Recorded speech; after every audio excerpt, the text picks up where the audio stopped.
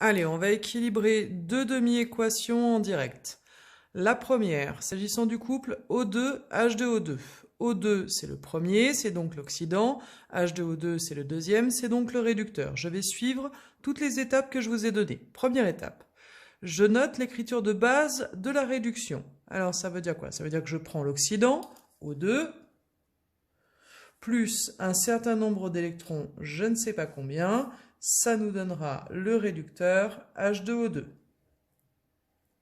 J'ai laissé pas mal de place, vous allez voir pourquoi pour la suite.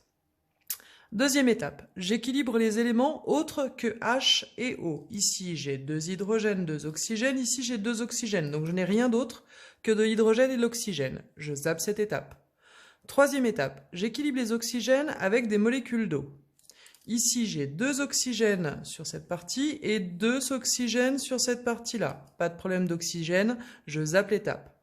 Quatrième étape, j'équilibre les hydrogènes avec des H+. Là, ça va m'intéresser. Des hydrogènes, j'en ai 2 ici. Donc j'en ai 2 après le signe égal. Il faut donc que j'en retrouve 2 avant le signe égal. On équilibre avec des H+, donc des H+, il va falloir que j'en rajoute de ce côté-là, puisque c'était de ce côté-là où il en manquait. Et je dois en rajouter 2, puisqu'il en manquait 2. Voilà pourquoi je rajoute 2 H+. Ça me fait 2H, on avait bien 2H de l'autre côté. Alors pour le 2+, on verra plus tard. On verra plus tard dans l'étape 5, donc c'est ce que je vais faire maintenant, où on équilibre les charges avec les électrons. Si je regarde après le signe égal, je n'ai pas de charge, pas de plus, pas de moins, ça veut dire que j'ai 0.